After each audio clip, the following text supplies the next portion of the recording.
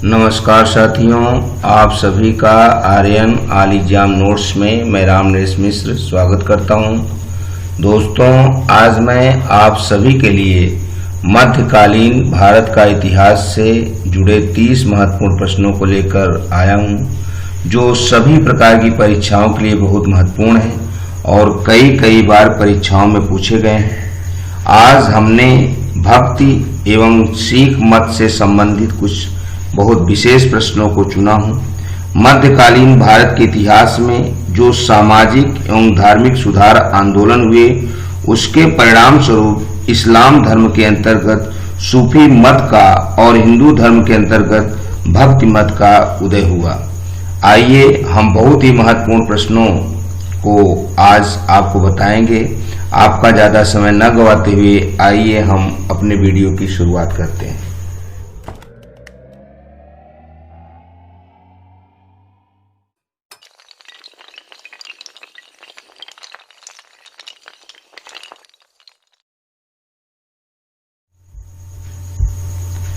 दोस्तों, भक्ति शब्द की व्युत्पत्ति भज धातु से हुई है, जिसका तात्पर्य होता है समर्पण अथवा परित्याग, अर्थात अपने इष्ट देव के प्रति एक साधक के पूर्ण समर्पण का भाव ही भक्ति कहलाती है। मोक्ष की प्राप्ति हेतु भारतीय धर्म और दर्शन में 3 मार्ग की बात की जाती है: कर्म मार्ग, ज्ञान मार्ग और भक्ति मार्ग। इसमें से भक्ति मार्ग सर्वाधिक लोकप्रिय तथा ज्ञान मार्ग सर्वाधिक कठिन है। उपनिषद में जिस ज्ञान मार्ग का प्रतिपादन हुआ है, उसके सर्वश्रेष्ठ प्रतिनिधित्वकर्ता शंकराचार्य थे। शंकराचार्य ने ही भक्ति आंदोलन की पृष्ठभूमि को तैयार किया था। आइए हम बहुत ही महत्वपूर्ण प्रश्नों की शुरुआत करते हैं, जो कई बार परीक्षाओं में पूछे गए हैं।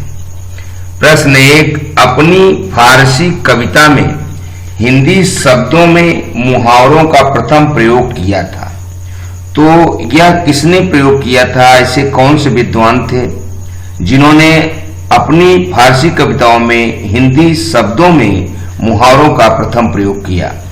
यहाँ 4 ऑप्शन दिए गए हैं। इन ऑप्शनों को देखने के पश्चात सही ऑप्शन सी है, अमीर खुसरो।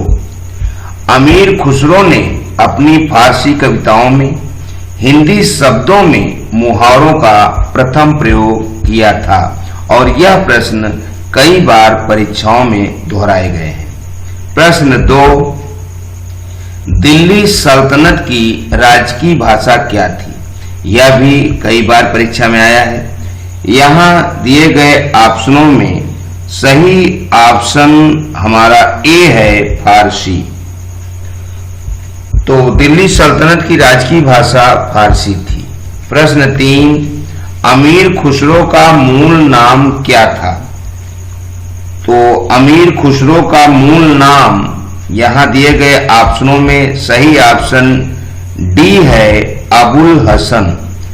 अमीर खुसरो का मूल नाम अबुल हसन था। प्रश्न 4, अलाउद्दीन खिलजी ने दक्षिण के किस महान संगीतज्ञ को अपने दरबार में बुलाया था?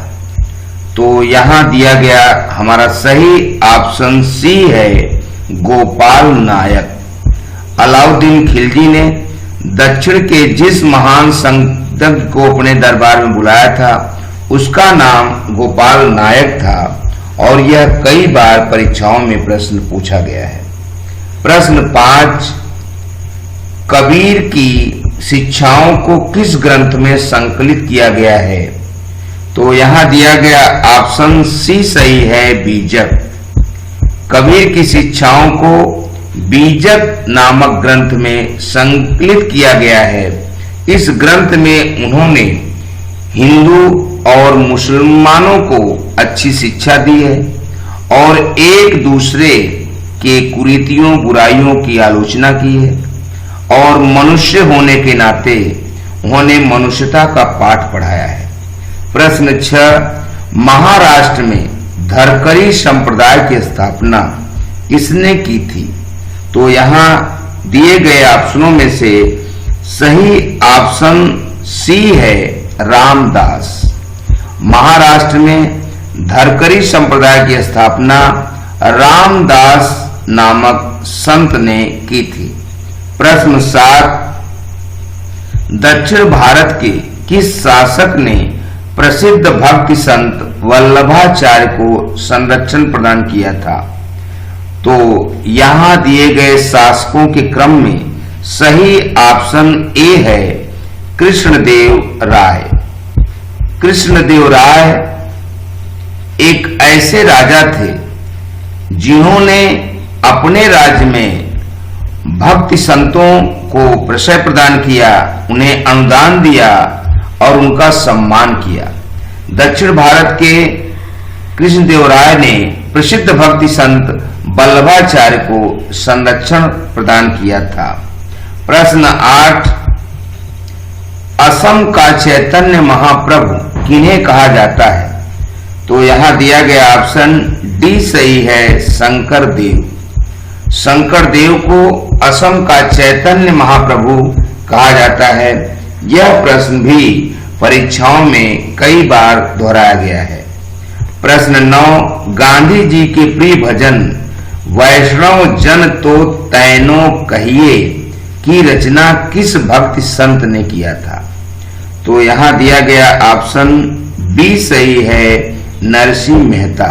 जी हां, नरसिंह मेहता द्वारा यह भजन वैष्णव जन तो तेनो कहिए जो पीर पराई जाने रे, यह महात्मा गांधी को भजन बहुत प्रिय था और ये इसे अपने जीवन में सुबह शाम अपने आप भी गुनगुनाने लगते थे। प्रश्न 10, तुलसीदास का मूल नाम क्या था? तो दोस्तों यह प्रश्न भी कई बार परीक्षाओं पूछा गया है। यहां दिया गया ऑप्शन ए सही है, राम बोला। तुलसीदास का मूल नाम राम बोला था क्योंकि उनके जन्म लेते ही उनके द्वारा राम शब्द का उच्चारण किया गया था, तभी से उनका नाम राम बोला हो गया था। प्रश्न 11, महाराष्ट्र के निम्नलिखित संतों में किसकी रचनाओं को अभंग के नाम से जाना जाता है? तो यहां दिया गया ऑप्शन बी सही है, नामदेव। नामदेव जी एक ऐसे संत थे जिनकी रचनाओं को अभंग के नाम से जाना जाता है, जो कभी खंडित या भंग नहीं हो सकती। ऐसे संत थे, इनकी रचनाओं को पढ़ने मात्र से व्यक्ति भवसागर से तर जाता है। प्रश्न 12, वह प्रथम भक्ति संत कौन थे जिन्होंने उत्तर भारत के आम जनों की भाषा हिंदी में अपने विचारों का प्रचार प्रसार किया था? तो यहां दिया गया ऑप्शन ए सही है, रामानंद। वह प्रथम भक्ति संत रामानंद जी थे जिन्होंने उत्तर भारत के आम जनों की भाषा हिंदी में अपने विचारों का प्रचार प्रसार किया था। यह बहुत ही महत्वपूर्ण प्रश्न है और कई बार परीक्षाओं में पूछा भी गया है। प्रश्न 13, रामानुजाचार्य द्वारा दक्षिण भारत में जन्म दिए गए भक्ति आंदोलन को उत्तर भारत में ले जाने का श्रेय किसे दिया जाता है? तो यह भी प्रश्न उपर्युक्त प्रश्न की तरह ही है, लेकिन इसका प्रश्न का रूप केवल बदला गया है, उत्तर वही है। तो यहां दिया गया ऑप्शन ए सही है, रामानंद। रामानुजाचार्य जो दक्षिण भारत में भक्ति आंदोलन को उजागर किया था और उस भक्ति आंदोलन को उत्तर भारत में ले जाने का श्रेय रामानंद जी को जाता है। प्रश्न 14, अपने समकालीन सामाजिक धार्मिक दुर्व्यवस्था के प्रखर आलोचक संत कबीर निम्नलिखित में से किस सुल्तान के समकालीन थे? तो यहां दिए गए सुल्तानों के क्रम को देखने के पश्चात सही ऑप्शन सी है, सिकंदर लोदी। सिकंदर लोदी के समय संत कबीर थे। उन्होंने समाज को एक नई दिशा दी। हिंदू मुस्लिम के तमाम तरह की आलोचक बातों को इन्होंने हटाने का प्रयास किया, मैत्री भाव बढ़ाने का प्रयास किया। प्रश्न 15, प्रसिद्ध भक्ति संत कबीर का जन्म किस स्थान पर हुआ था? तो यहां दिया गया ऑप्शन ए सही है, काशी। प्रसिद्ध भक्ति संत कबीर का जन्म काशी में हुआ था। प्रश्न 16, बंगाल और उड़ीसा के प्रसिद्ध वैष्णव भक्ति संत चैतन्य महाप्रभु का मूल नाम क्या था? तो यहां दिया गया ऑप्शन बी सही है, विशंभर। यह प्रश्न बहुत महत्वपूर्ण है और कई बार परीक्षाओं में पूछा गया है। तो बंगाल और उड़ीसा के प्रसिद्ध वैष्णव भक्ति संत चैतन्य महाप्रभु का मूल नाम विशंभर था। प्रश्न 17, संत तुलसीदास निम्नलिखित में से किस शासक के समकालीन थे? यह भी प्रश्न बहुत महत्वपूर्ण है। तो यहां दिया गया ऑप्शन ए सही है, अकबर।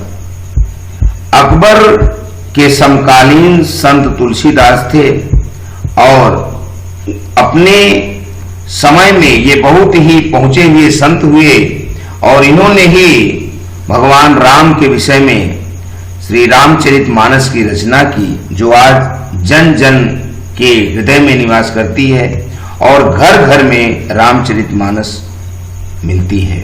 तो दोस्तों, संत तुलसीदास इस संसार के लोगों के कल्याण के लिए बहुत ही सरल उपाय में रामचरितमानस हम सबके लिए बताया।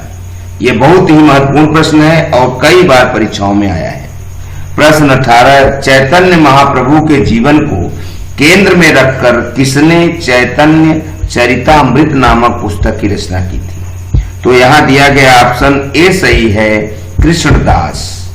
कृष्णदास ने चैतन्य महाप्रभु को जीवन को केंद्र में रखकर चैतन्य चरितामृत नामक पुस्तक की रचना की थी। प्रश्न 19, महाराष्ट्र के किस संत ने वरकरी संप्रदाय की स्थापना की, जिन्हें दक्षिण भारत का कबीर भी कहा जाता है? तो यहां दिया गया ऑप्शन बी सही है, तुकाराम।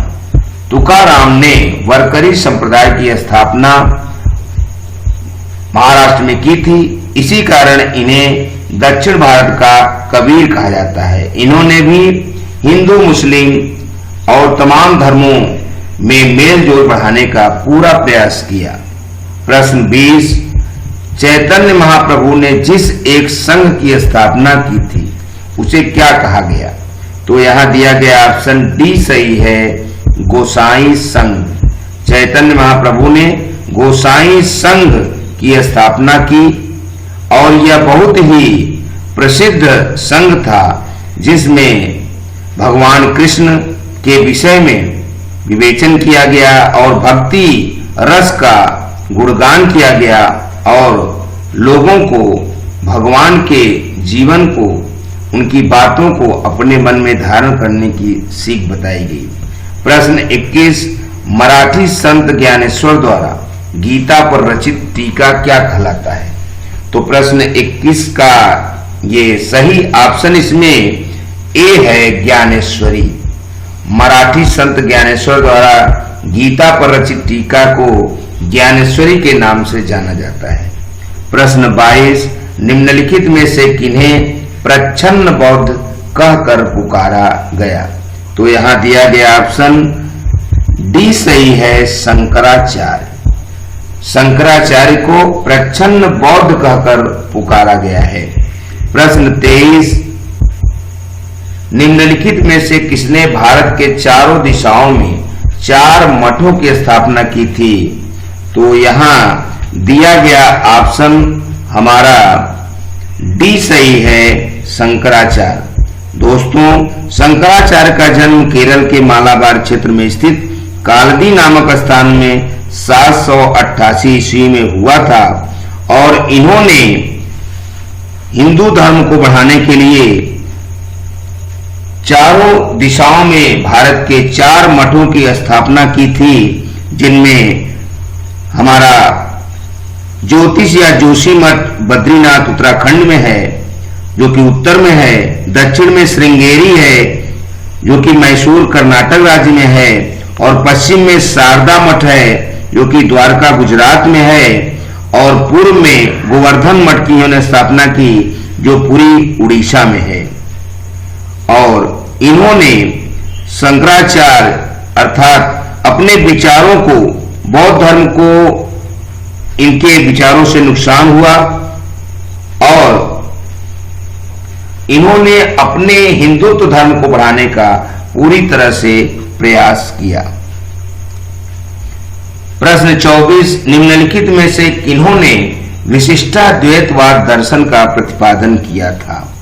तो यहां दिए गए ऑप्शनों को देखने के पश्चात सही ऑप्शन ए है रामानुजाचार्य। रामानुजाचार्य ने विशिष्टाद्वैतवाद का समर्थन किया था और भक्ति आंदोलन के प्रथम प्रतिपादक रामानुजाचार्य जी ही थे। इन्होंने वेदांत के साथ वैष्णव धर्म के सिद्धांत का भी समन्वय किया था। दोस्तों, प्रश्न 25, निपक आंदोलन के प्रतिपादक कौन थे? तो यहां दिया गया ऑप्शन ए सही है, दादू दयाल। दादू दयाल निपक आंदोलन के प्रतिपादक थे। प्रश्न 26, निम्नलिखित में से कौन से भक्ति संत थे जिन्होंने सभी जात एवं वर्ग के लोगों को खुले रूप में अपना शिष्य बनाया? तो यहां दिया गया हमारा ऑप्शन डी सही है, रामानंद। ये प्रश्न कई बार कई रूपों में परीक्षाओं में पूछा गया है। प्रश्न 27, सिख मत के जन्म के समय भारत पर किसका शासन था? तो यहां दिया गया ऑप्शन ए सही है, मुगलों का। सिख मत का जब जन्म हुआ उस समय भारत में मुगलों का शासन था, औरंगजेब का शासन था, और कई बार औरंगजेब ने सिख धर्म को नष्ट करने का प्रयास किया, लेकिन उस धर्म के कई संतों ने औरंगजेब के खिलाफ, मुगल वंश के खिलाफ अपने अभियानों को तेज किया और अपने धर्म की रक्षा की। प्रश्न 28, सिखों के प्रथम गुरु नानक किस मुगल बादशाह के समकालीन थे? तो यहां दिया गया ऑप्शन सी सही है, ए और बी दोनों। अर्थात सिखों के प्रथम गुरु नानक बाबर और हुमायूं के समकालीन थे और इन्होंने सिख धर्म की स्थापना की थी और सिख धर्म को आगे बढ़ाया और एक हिंदूवादी धर्म के रूप में प्रतिस्थापित कर दिया, जो कि सदैव सिखों के बलिदान होने के बावजूद अपने धर्म में दृढ़ रहने की लोगों को याद दिलाई और अपने धर्म को ही मानना लोगों को स्वीकार कराया। प्रश्न 29, गुरु नानक ने अपना उत्तराधिकारी जिस अंगद को बनाया था उसका मूल नाम क्या था? तो यहां दिए गए ऑप्शनों में से सही ऑप्शन ए है, लेहना। गुरु नानक ने अपना उत्तराधिकारी जिस अंगद को बनाया था उनका मूल नाम लेहना था और वे उनके पुत्र नहीं थे बल्कि उनके एक शिष्य थे। और इस वीडियो का अंतिम प्रश्न नंबर 30, बादशाह अकबर ने किस सिख गुरु को 500 बीघे जमीन दान में दी जहां पर कालांतर में अमृतसर शहर को बसाया गया? तो दोस्तों, अकबर भी बहुत ही अच्छा बादशाह रहा है मुगल वंश का, और इसने जिसे भूमि दान दी थी उस सिख संत का नाम जो था वो निम्नलिखित ऑप्शनों में से सही ऑप्शन बी है, गुरु रामदास। बादशाह अकबर ने गुरु रामदास को 500 बीघे जमीन दान में दे दी जहां पर आज अमृतसर का स्वर्ण मंदिर स्थापित है और पूरा शहर बसा हुआ है। तो दोस्तों, आज का वीडियो हमारा कैसा लगा इसे हमें कमेंट बॉक्स में जरूर बताएं। आज मैंने आप सभी के लिए 2 सवाल भी दिए हैं। प्रश्न 1, तुलसीदास का मूल नाम क्या था? और प्रश्न 2, प्रसिद्ध भक्ति संत कबीर का जन्म किस स्थान पर हुआ था? तो दोस्तों इनके उत्तर हमें बताएं, और आप यदि हमारे चैनल पर नए हैं तो चैनल को सब्सक्राइब कर लें, बेल आइकन की घंटी दबा दें, अपने दोस्तों में शेयर करें, लाइक करें, जिससे समय समय पर प्रसारित वीडियो आप तक पहुंचती रहे। और हम आपके लिए जैसा समय मिलता रहता है, हम निश्चित रूप से आपके लिए परीक्षाओं से संबंधित विभिन्न विषयों पर वीडियो बनाते रहते हैं। तो आप आर्यन आलीजाम नोट्स चैनल को देखना न भूलें, अपनी पढ़ाई जारी रखें। और इसके साथ साथ मैं RN मोटिवेशनल टॉक्स एक मनोरंजक कहानियों का चैनल भी बनाया हूं। आप यदि न देखे हों तो उसे भी देखें और उसका अच्छे से अपने लोगों तक बातें पहुंचाएं, जो कि ज्ञानवर्धक है। तो हमें आशा है कि हमारे उत्साहवर्धन के साथ साथ आप अपनी नियमित रूप से परीक्षा की तैयारी करते रहेंगे, और हम भी आप सभी के लिए नियमित वीडियो बनाने का पूरा प्रयास करेंगे, और शीघ्र ही एक नए वीडियो के साथ उपस्थित होंगे। शुक्रिया, थैंक यू, धन्यवाद।